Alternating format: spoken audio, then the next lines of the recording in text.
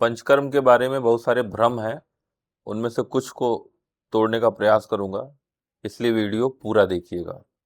पंचकर्म जो है वो 5 कर्मों से है, मतलब वमन, विरेचन, बस्ती, रक्तमोक्षण और नस्य। अब सवाल ये है कि ज़्यादातर लोग जो चैट जीपीटी से पूछते हैं या गूगल से पूछते हैं कि हमको तनाव हो रहा है, कौन सा पंचकर्म कराएं। अब चैट जीपीटी बताता है कि आप शिरोधारा करवा लीजिए। शिरोधारा पंचकर्म नहीं होता है। चैट जीपीटी कहता है आप जाके अभ्यंग करा लीजिए। अभ्यंग भी पंचकर्म नहीं होता, ये पूर्व कर्म में आता है। चैट जीपीटी आपसे कहता है कि आप जो है, आपको अगर कमर में दर्द है तो कटी बस्ती कराइए, घुटने में दर्द है तो जानु बस्ती करा लीजिए, ग्रीवा बस्ती करा लीजिए। ये भी पंचकर्म नहीं है। अब ये जो शिरोधारा है, जानु बस्ती है, ग्रीवा बस्ती है, कटी बस्ती है, ये पंचकर्म नहीं है। ये सिर्फ उसके एलाइड कर्म आप मान सकते हैं, हालांकि वो भी नहीं है। ये आपको देखने में अच्छा लग सकता है, करने में भी अच्छा लग सकता है, और ये जो है कटी बस्ती, ग्रीवा बस्ती कराने में भी अच्छा लग सकता है, लेकिन इससे आपके रोग का कोई लेना देना नहीं है। थोड़ी देर के लिए आपको राहत हो सकता है मिल जाए, लेकिन सच ये है कि आपके रोग के निवारण से संबंधित इसका कोई संबंध है नहीं। ये आपका रोग ठीक नहीं कर सकता।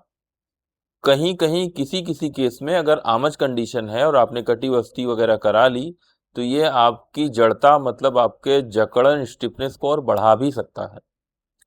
तो अगली बार जब आप कुछ क्वेश्चन पूछिएगा अपने चैट जीपीटी से, तो उसको जो है आप वेरीफाई करने के लिए अपने पास के डॉक्टर से भी पूछिएगा। चक्कर ये है कि पेशेंट सीधे आता है और कहता है मुझे शिरोधारा करानी है। अरे भैया, शिरोधारा करानी है ये आप तय करेंगे या डॉक्टर तय करेगा?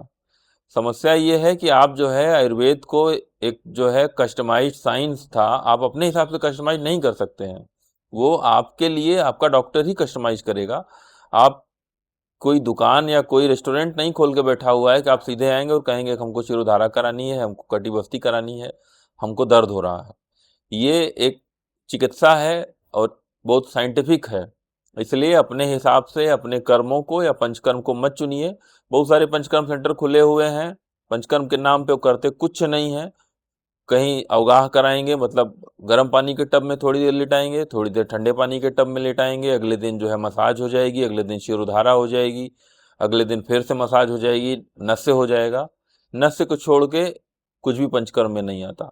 तो आप जो है अगली बार जब भी पंचकर्म सेंटर चुनिए या इच्छा करिए कि पंचकर्म कराना है, तो आप अपने डॉक्टर के पास जाइए, अपनी समस्या बताइए, वो तय करेगा कि आपको कौन सा कर्म करना है। आप नहीं तय करेंगे कि आपको कौन सा कर्म चाहिए।